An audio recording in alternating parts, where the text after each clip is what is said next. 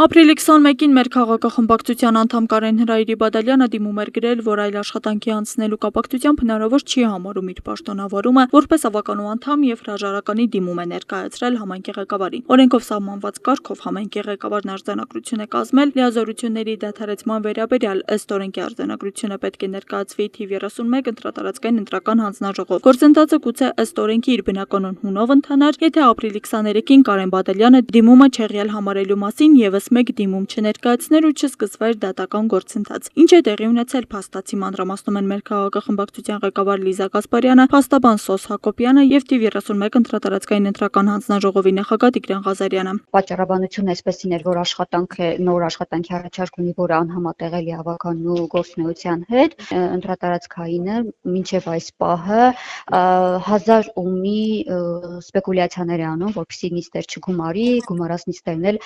երեկվանից բացված նիստ ունեն, մինչև այս պահին այդ նիստը փակված չի, բայց եկել ենք ընտրատարածքային, բացի գործավարից որևէ մեկը չկա։ Նախկին արդեն ավականու անդամ Կարեն Հրայրի Բադալյանը գրել է համայնքի ղեկավարին իր դիմումից մի քանի օր հետո, հրաժարականի դիմումից մի քանի օր հետո, որ խնդրում եմ բան արեք, չեղարկեք իմ մանդատից զրկվելու իրավիճակը, չգիտեմ դա ինչպես է ձևակերպել, ամեն դեպքում միտքը դրանում է եղել, որ ուզում եմ շարունակեմ ավականու անդամ լինել եւ դուրս գալ մեր քաղաքը խմբակցությունից, լինել այսպես կոչված անկախ ավականի։ Եվ նաև դիմել է դատարան, Data-Lex AM-ից մենք ներկայացանք, որ անվավեր ճանաչվի քաղաքապետ Վարդան Ղուկասյանի արձանագրությունը իր լիազորությունները, այսինքն պարոն Բադալյանի, լիազորությունները դատարած համարելու մասին։ Ակնհայտ է, որ ավականու նկատմամբ ճնշում է բանեցվել, ինչ-ինչ հանգամանքների բերումով վերջինս նմանատիպ քայլերի է դիմել։ Բայց ակնհայտ է նաև մեկ բան, որ իրավական տեսանկյունից չկա տարբերակ հնարավորություն հետ վերցնելու հրաժարականի դիմումը ավականու անդամի համար։ Ի տարբերություն օրինակ ազգային ժողովի падգամավորի, երբ падգամավորը օրինակ ԱԺ կանոնակարգի համաձայն, կանոնակարգ օրենքի համաձայն 7 օր հետո կարող է պնդել կամ չպնդել իր հրաժարականի դիմումը։ Ավականու դեպքում այդպիսի տարբերակ օրենքում նախատեսված չէ։ Հետևաբար 7 օրը անցնելու պարագայում մենք գալիս ենք այն եզրահանգման, որ ընտրատարածքային հանձնաժողովի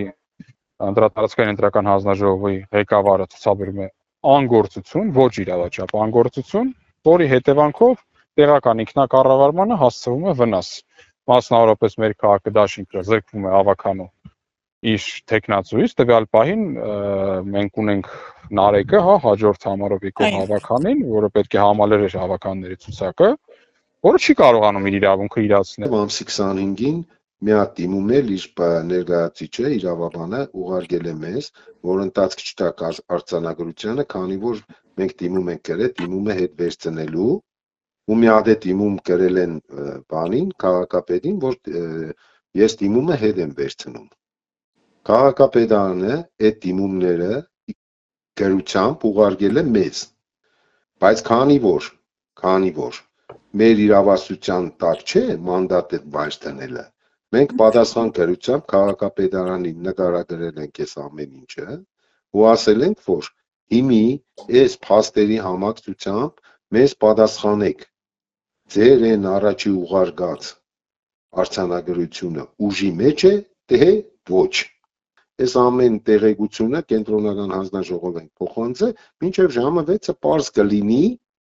հետագա քայլերը։ Քաղաքական միտում, թե օրենքի բացով պայմանավորված խառնաշփոթ հարցեր ու անհասկանալի իրավիճակներ շատ կան։ Պատասխանները հույս ունեն գտնել այսօր թիվ 31 ընտրատարածքային ընտրական հանձնաժողովում ժամը 6-ին կայանալիք նիստին։ Աստղիկ Խաչատրյան այսօր։ Քաղաքացիական պայմանագիրը չի մարսել Գյումրիում տեղի ունեցածը։ Ազգային ժողովում լրագրողների հետ ճեպազրույցում ասել է պատիվ ունեմ խմբակցության падգամավոր Մարտուն Գրիգորյանը։ Ի սկզբանե ասեցի, որ Կարենի հետ լավ հարաբերություն է եղել, Կարենը մշտապես մեր աջակիցներից է եղել ընտրությունների ժամանակ, նոր մարդ չէ մեր համար Կարենը։ Ու այս պայմանությամբ ինքը, որ ինձ դիմել էր այդ ժամանակ դուրս գալու, իր խնդրանքով է եղել։ Ես բավականին ջանք եմ թափել, այսպես ասեմ, որ նա մնա, շարունակի իր գործունեությունը Ավագանիում, քանի որ գիտեք, Գյումրիում այնքան էլ լավ իրավիճակներ չէ եւ այսօր մեզ համար դա խնդիր է։ Ինչին ի պատասխան Կարենը մինչև վերջ խնդրել է մինչև վերջ համոզել է, որ ինքը պարտադիր պիտի այդ քայլը անի, այդ քայլը պիտի արած լինի։ Այն ժամանակ ինձ համար մանդատը վայր տնելու։ Այդ ժամանակ ինձ համար դե այդքան է շատ հասկանալի չէր, թե ինչ խնդիր կա, բայց այսօրվա դրությամբ Կարենի այդքան խնդրանքից հետո հիմա Կարենը այսպես սկզբունքորեն կբաց այդ մանդատը հետ է ուզում ու խմբակցությունից մեր այդ բացարձակ ոչ մի կեր, ոչ մի կարգի խնդրեմ չունեցել տղեն։ Ես ժողովուրդ ջան, հետևությունները թողնում եմ ձեզ։ Մարդը խնդրել է, համոզել է մեզ, մենք տվել ենք համաձայնություն, մենք համոզել ենք, որ նա մնա, հետո դրանից հետո դիմումը տվել ենք առաջ, ինքը մանդատից արդեն զրկվել է եւ դրանից հետո մարդու հետ կապ չեն կարող հաստատել ու դրանից հետո այդ մարդը այսպես դատական process-ներով բոլոր այցանները, բոլոր տարբերակները պայմանագրի դերակատարությունը այստեղ տեսնում եք։ Ժողովուրդ ջան, դուք տեսնում եք։ Դուք ասեք, մենք ավելի շատ բան ենթադրել ձեզ։ Դե նույն ձևի ենթադրությունների շարքից էլ նաեւ մերն է, որ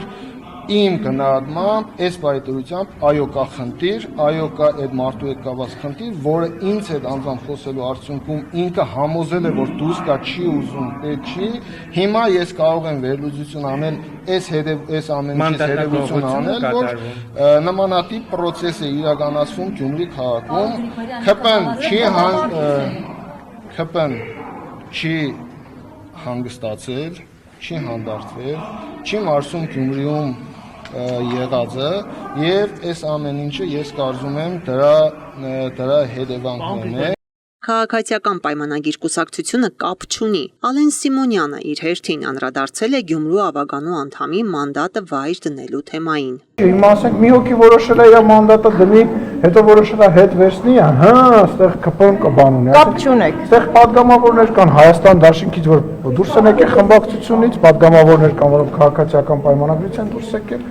Հիմա ինչ-որ մեկը փորձում է Աղազարյանին, Ասլանյանին եւ Գեղամ Նազարյանին մեկը մյուսից գողանալ, չեմ ասում, որ падգամավորներ կան, որ քաղաքացիական պայմանագրի բանով դարձան քաղաքական գործիչ, հիմա Հայաստան դաշինքում են եւ բոլոր տեղերում այդպես բաներ կան։ Հիմա դրա ես հասկանում որ դրա շուրջ ուզում են քաղաքական բան երաշխել։ Կապ չունի քաղաքացիական պայմանագիրը այդ մանդատի վրա, բայց հետո որոշել է, որ պետք է մի Ով է քանի հետո որոշել է, ով է այդ մարդը, ով է այդ մարդը, ուզում հասկանամ, ով է։ Կարեն Բադալյանը։ Եթե չեմ սխալվում իրանց, եթե չեմ սխալվում իրանց բոլորը իրանց մեջ այդպես բարեկամներ են, չէ՞, իրանց բարեկամն է, չէ՞, եթե չեմ սխալվում։ Բայց ես ինչ եմ անում ուզում եմ։ Կուսակցությունը ձեր քաղաքական թիմը Նորից եմ ասում, իմ ասելը այո ոչ կապ չունի որևիցե ձևով, բայց եկեք հələ պատկերացնենք ինչի համար, որի չէ։ Այդպես էլ ինչ որ տարբերակներ միանան, ինչ որ անդամներ միանան ու կարողանանք այնտեղ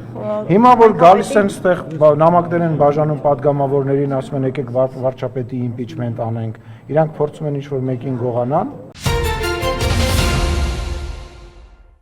Առողջապահության նախարարության հոգեկան առողջության պահպանման ազգային կենտրոնն արդիականացվում է, հագեցվում անհրաժեշտ բժշկական սարքավորումներով։ Վարչապետ Նիկոլ Փաշինյանն այցելել է հոգեկան առողջության պահպանման ազգային կենտրոն։ Սա ընդունարան առաջին ինքնա, որտեղ պացիենտը գալիս է,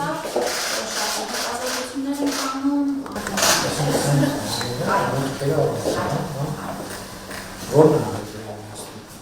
որ հետևել հեշտ լինի, այսինքն պացիենտները միշտ հսկողության տակում են, հիմա մենք ես թողել ենք տեսանելի հատված և իրենց անհատական իրենց պահարաններով Հիմա այստեղ քանի բուժարների համար նախատեսված որճակալն է 48 և պլյուս 15 զոր։ Բայց մենք վիճակագրություն ունենք ստացիոնար բուժում ստացողների քանի տոկոսն է Այս կենտրոնում 68 օր է եղել միջին մեկ պացիենտի մնալու ժամկետը։ Այստեղ ժամանակ տեսնում ենք դրոմաներ, որ դրի փակվում այն ժամանակ չեն եղել այս Իսկ ոնց է սնունդը տրվում։ Նկատում են ջանս։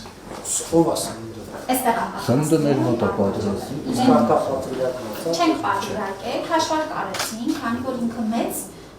բժշկական կենտրոն է, հաշվարկով կարողացանք այստեղ նաև Արնաուտ հիմնադրամի օգնությամբ ամբողջ ճաշարանը հագեցված է։ Հիմա գնայինք շատ նաև փոխել ենք ճաշացանկը։ Մեր նախագիծը ընդհանուր է, Ամբողջ։ այսինքն մի լոտով է։ Մեկ լոտով բոլոր վերակառուցումներն են եւ մի մասնաշենքը հատուկ բաժանում։ Նկատի ունեմ այնտեղի համար նոր նախագիծ, նոր շինարար, ունենալու sense։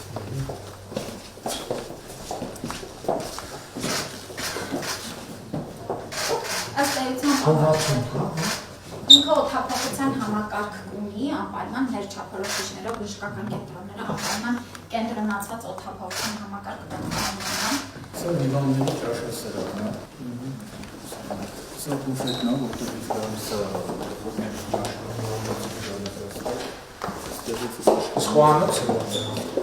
Խոհանոցը առանձին շինություն է։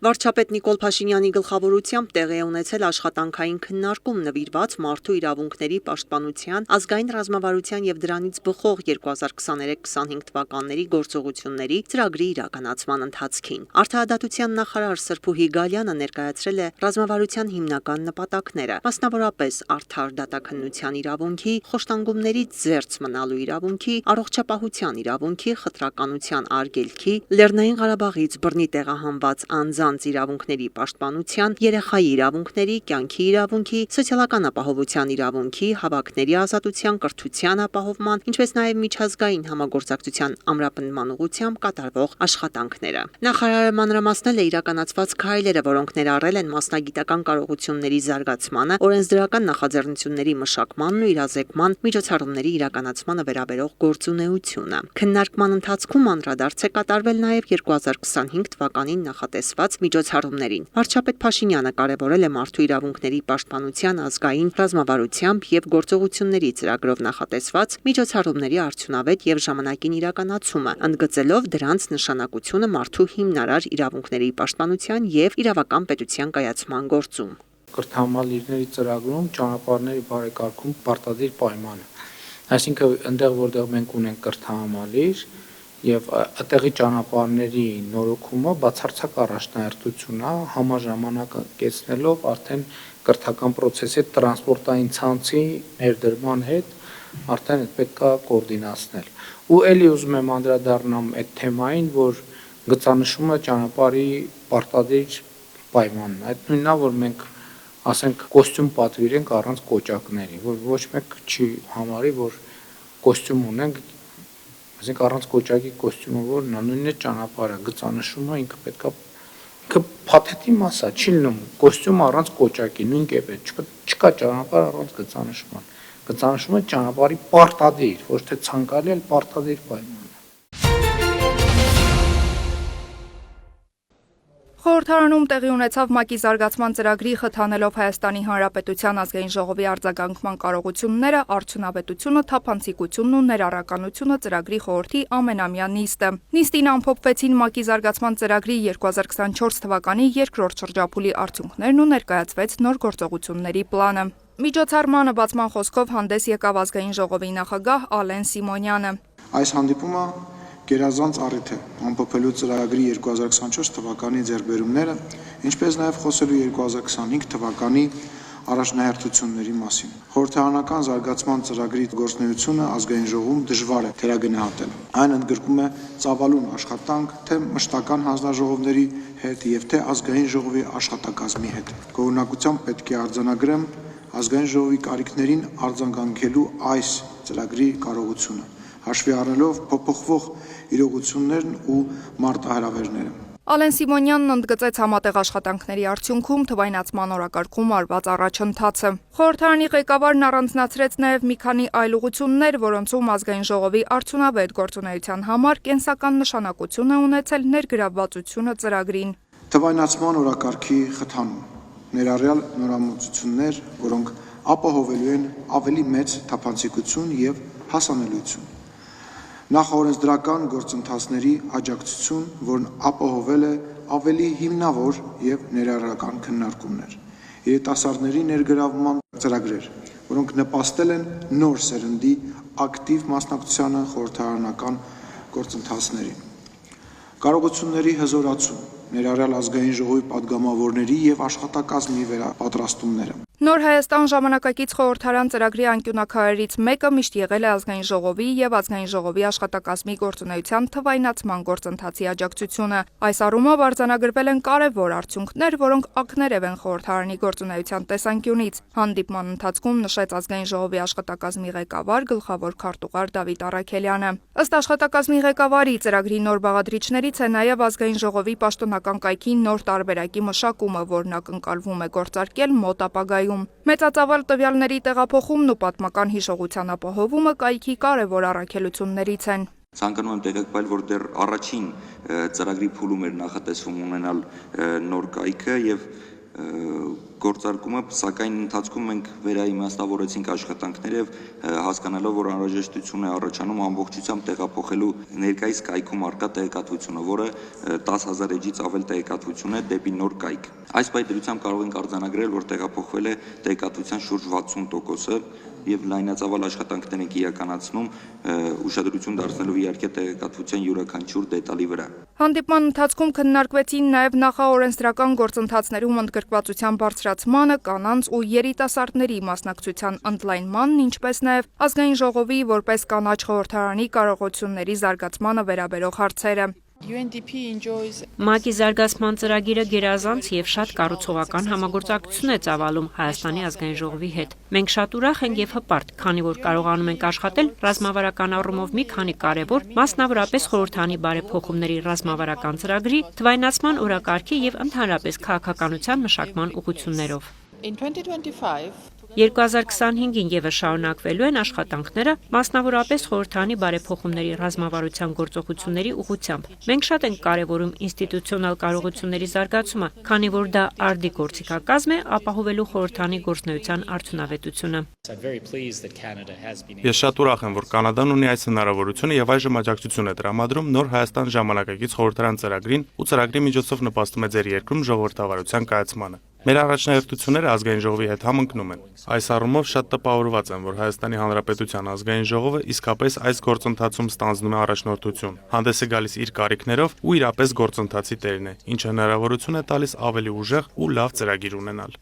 Նոր Հայաստան ժամանակակից խորհրդարան ծրագրի համակարգող Ռուզաննա Հայրապետյանը ներկայացրեց ծրագրի 2024 թվականի հիմնական ձեռքբերումները, ինչպես նաև 2025 թվականի գործողությունների պլանը։ Նա նշեց, որ 2024 թվականին նախանշվել եւ հաստատվել է ազգային ժողովի ռազմավարության տեսլականը, իսկ 2025 թվականին արդեն արկա է ռազմավարության եւ ճանապարհային քարտեզի նախագիծը, ինչպես նաև իրականացվելիք գործողությունների պլանը։ 2024 թվականին ազգային ժողովը դարձավ Նոր Հայաստան ժամանակակից խորհրդարան ծրագրի համաֆինանսավորողներից մեկը։ Սա կարևորվում է որպես շրջադարձային քայլ, ինչը վկայում է խորհրդարանի անմիջական ներգրավվածության եւ սեփական ֆինանսական պատասխանատվության բարձրացման մասին։ Խոսվեց նաեւ ազգային ժողով երիտասարդների ներգրավման, վերապատրաստումների, արտաքին կապերի խորացման եւ կանաչ խորհրդարանի գաղափարի մասին։ 2025 թվականի սկզբից արդեն մենք սկսեցինք աշխատել փորձագիտական կարողությունների հզորացման ուղղությամբ կենտրոնային հավասարության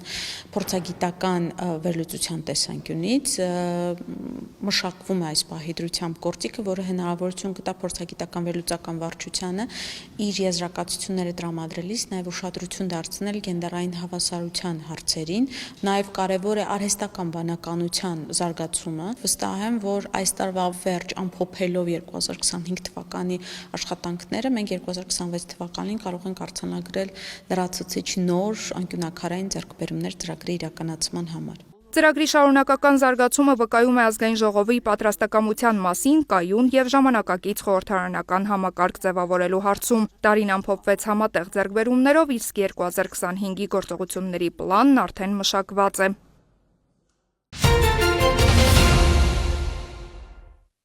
Ռուսաստանում գիշերը 13 օդանավակայան ժամանակավորապես դադարեցրել է աշխատանքը, սահմանափակվել են թռիչքները Մոսկվայում, Սամարայում, Սարատովում, Վոլգոգրադում, Կալուգայում եւ այլ բնակավայրերում։ ԶԼՄ-ները գրում են, որ պատճառն ուկրաինական անօդաչուներն են։ Ռուսաստանի պաշտպանության նախարարության տվյալով հոբ ուժերը 105 ԱԹՍ են խոցել, թիրախում են եղել Բրյանսկի, Վորոնեժի, Պենզայի, Կալուգայի, Բելգորոդի, Կուրսկի եւ Մոսկվայի մարզերը։ Հայտնի է, որ ռուսական ուժերն էլ հարվածել են Օդեսային եւ Խարկովին, քաղաքացիական օբյեկտներում հրդեհներ են բռնկվել, կամ տուժածներ եւ ավերածություններ։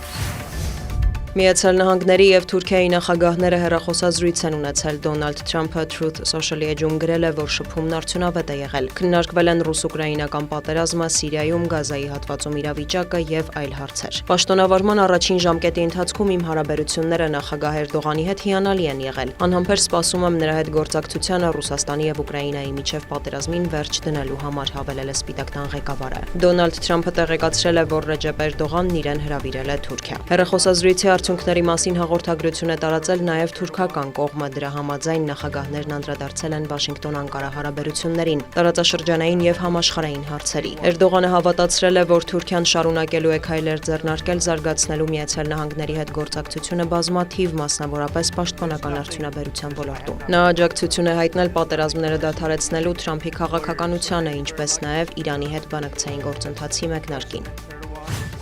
Հանգստյան օրերին լավ քննարկումներ են ունեցել Ռուսաստանի եւ Ուկրաինայի հարցով, հայտարարել է Դոնալդ Թրամփը։ ԱՄՆ նախագահը մտահոգություն է հայտնել, որ պատերազմող կողմերի միջև ատելությունը շատ մեծ է։ Սպիտակ տան ղեկավարի կարծիքով Կիևը պատրաստ է համաձայնության հասնել, Մոսկվան եւս հաշվի առնելով նավթի գների անկումը։ Թրամփը նաեւ մեկնաբանել է մայիսի 9-ի կապակցությամբ երրորդյա հրադադար հաստատելու Ռուսաստանի առաջարկը։ Կարծես դա այնքան էլ շատ չէ, բայց պետք չէ մոռանալ, թե ինչ վիճակ էր նախկինում։ Հուսանք ինչ որ բան կստացվի, նշել է ԱՄՆ նախագահը։ Սպիտակ տանն ունեցած ելույթում Թրամփը նաև հայտարարել է, որ շատերը գիտեն, թե ով է պայթեցրել հյուսիսային հոսք գազատարը։ Նրա խոսքով Ռուսաստանը կապ չունի տեղի ունեցածի հետ։ ԱՄՆ նախագահն անդրադարձել է Գազայի հատվածում զարգացումներին, որտեղ ռազմական գործողությունների եւ մատակարարումների անհնարինության հետևանքով հումանիտար ճգնաժամ է ստեղծվել։ Հայտնի է սովամահության մի քանի տասնյակ դեպքի մասին։ Կօգնենք Գազայի ժողովրդին սնունդ ստանալ։ Համասը խանգարում է դրան, գողանում է մատակարարվող ամեն բան։ Համասը շատ վատ է վերաբերվում մարդկանց, շեշտել է Թրամփը։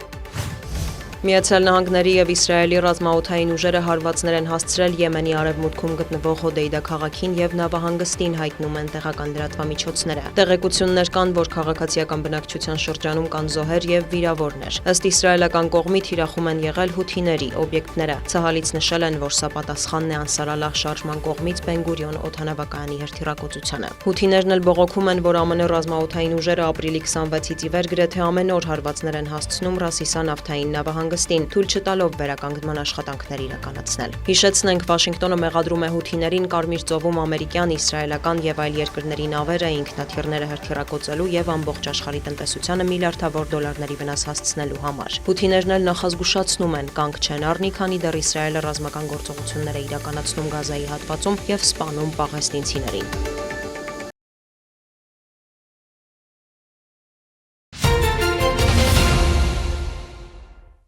Գավառի համար 5 հիմնական դպրոցի աշակերտները 2.5 տարի անց կրթություն կստանան ավելի հարմարավետ պայմաններում։ Շենքը վերակառուցվում է։ 306 աշակերտ ու նախակրթարանի 19 սան տեղափոխվել են մյուս մասնաշենք։ Այստեղ ստեղծվել են անհրաժեշտ բոլոր պայմանները կրթական գործընթացն անխափան շարունակելու համար։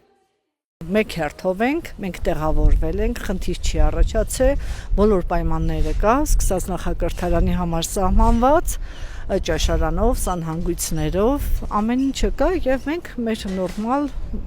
կրթության պահանջներին համապատասխան կրթությունը իրականացնում ենք։ Շինարարական աշխատանքները մեզ բոլորովին չեն խանգարում, առանձնացված է, վտանգ չի սպառնում։ Կրթօջախը կառուցվել է խորհրդային տարիներին։ Այս պահին ընթանում են դպրոցի մեկ մասնաշենքի քանդման եւ ապաստարանի հիմքի փորման աշխատանքները։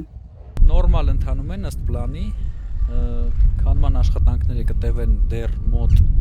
ամիս ու կես 2 ամիս։ Մոնոլիտային աշխատանքները սկսել ենք, ընդհանուր աշխատում է մոտ 25-30 հոգի։ Դպրոցը վերակառուցվում է պետական միջոցներով, շուրջ 430 աշակերտի համար նախատեսված կրթօջախի շինարարության համար հատկացվել է 1 միլիարդ 900 միլիոն դրամ։ ԼԳՄՍ նախարարության քաղաքաշինության կոմիտեի գործընկերների հետ ուսումնասիրություն ենք իրականացնել, ուսումնասիրության արդյունքում մենք մարզում ընդհանուր առմամբ 21-26 կառավարության ծրագրով կառուցելու ենք եւ հիմնանորոգելու ենք 35 դպրոցներ։ Մեր համար ամենագերակա ծրագրերից է դպրոցաշինությունն ու մանկապարտեզաշինությունը, որի վրա մեծ ուշադրություն ենք դարձնում եւ կառավարության ծրագրի հետ համահունչ մեր մարզում այդ ծրագրերը իրականացվում են։ Դպրոցի վերակառուցման աշխատանքներն իրականացվում են մարզպետարանի վերահսկողությամբ։ Պետական ծրագրերով մարզի Գագարին, Վերինգետաշեն եւ Ակունք բնակավայրերի դպրոցներին կից նաեւ մարզադահլիճներ են կառուցվել։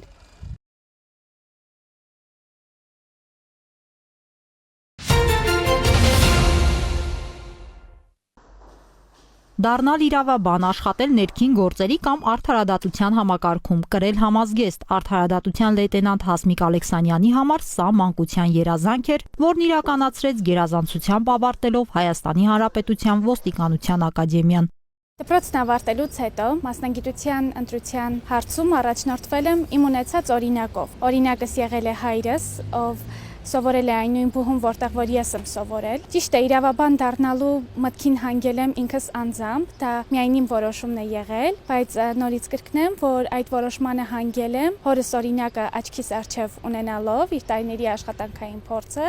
եւ պատրաստական լինելով իմ գործնական կյանքն էլ նույն աբովանդակ ընթացքով անցկացնելու։ Նպատակ ունեմ շարունակելու մասնագիտական կրթությունս, բարելավելու իրավաբանության ոլորտում ընդհանուր պատրաստվածությանս մակարդակը եւ հետագայում զբաղեցնելու ինչու ոչ առավել բարձր պաշտոններ։ Սիսիան վերադարձած երիտասարդ իրավաբանը տեսել էր Գորիսում առկա թափուր հաստիքը, մանրակրկիտ պատրաստվել, դիմել ու անմիջապես ընդունվել աշխատանքի։ Սիսիանից Գորիս եւ հակառակը ամեն օր, երբեմն դժվարանցանելի ճանապարհով, բայց մշտապես հաստատակամ։ Անկեղծ եմ ասում, ամեն առավոտ աշխատանքի գնալիս ինքս մեջ ձևավորում եմ մի միտք, գաղափար, առաջնորդվում եմ այն տրամաբանությամբ, որ այդ օրվա ընթացքում առնվազն մի քանի ակտով, որոնք որ ներկայացվել են հարկադիր կատարման, իմ կողմից կատարվող կատարողական գործողությունների միջոցով հասնելու եմ ի վերջո արդարության վերականգնմանը, խախտված իրավունքների ու շահերի պաշտպանությանը։ Եվ այդ գաղափարը իմ մեջ արդեն ձևավորած, իմ մեջ ունենալով շատ մեծ ուժով, եռանդով եւ շատ բարձր տրամադրությամբ գնում եմ աշխատանքի եւ այդպես ամեն օր։ Այս համակարգում ամենածանրը շփվելն է մարդկանց հետ, որոնք կորցնում են գույք, հատկապես տուն։ Այդպիսի պահերի պետք է կարողանալ հոգեբանական կայունություն դրսևորել, նաև դեպքերը աշխատավայրից տուն չտանել։ Բայց Հասմիկն ասում է, թե ինքը, թե նույնիսկ երկարամյա փորձ ունեցող գործընկերներն ազդվում են այդպիսի գործերից։ Երկար ժամանակ է պետք լինում այդ ամենը մոռանալու համար։ Ինչպես ցանկացած մարդ, այնպես էլ մենք հարկադիր կատարողներս ունենք մարդկային զգացմունքներ, զգացողություններ, մեզ մոտ նույնպես էմոցիոնալ դաշտը չի բացակայում, բայց երբ մենք գործում ենք, աշխատանքային գործունեություն ենք իրականացնում, փորձում ենք հնարավորինս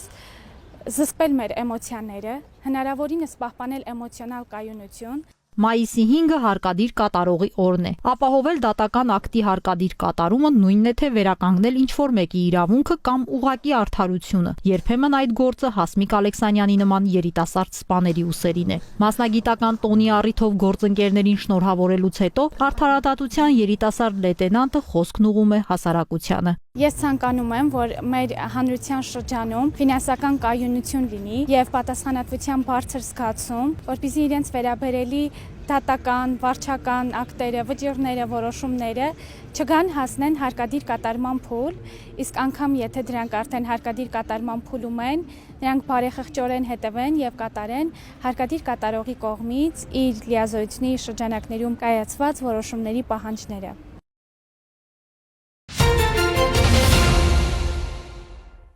Բնակարանային գողության վերաբերյալ հաղորդումը ոստիկանության օպերատիվ կառավարման կենտրոն ստացվեց ապրիլի 30-ին։ Արշալույս գյուղի բնակիչ 58-ամյա կինը հայտնեց, որ մեկ շաբաթ առաջ տնից եւ բակից գողացել են իրեր։ Հաղորդումը փոխանցվեց համայնքային ոստիկանության Վաղարշապատի բաժին, իսկ բացահայտման գործում աջակցության եկան նաեւ Արմավիրի մարզի քերիական ոստիկանները։ Չնայած հանցագործության վերաբերյալ հաղորդումն ուշացած էր, բացահայտումն արագ արդյունք տվեց։ Համատեղ միջոցառումների արդյունքում հաղորդման օրը ժամը 11:35 գողություն վաճառելու կասկածանքով ձերբակալվեց եւ վաղաշապատի բաժին ներկայացվեց նույն գյուղի բնակիչ 29-ամյա երիտասարդը։ Վերջինս խոստովանել է, որ ապրիլի 19-ին գործիքով բացել է 58-ամյա կնոջ տան եվրոպատուհանն ու գողացել օծանելիք եւ 9 շիշ կոնյակ, իսկ խորհրդանոցից տարել է կենցաղային առարկաներ, նախնական տվյալներով տուժողին պատճառելով մոտ 2 միլիոն դրամի վնաս։ Նաեւ կազմված փաստաթղթերը ներկայացվել են վաղաշապատի քննչական բաժին։ Գողոնի մի մասը հայտնաբերվել է, հանգամանքները նախաքննությամբ պարզվում են։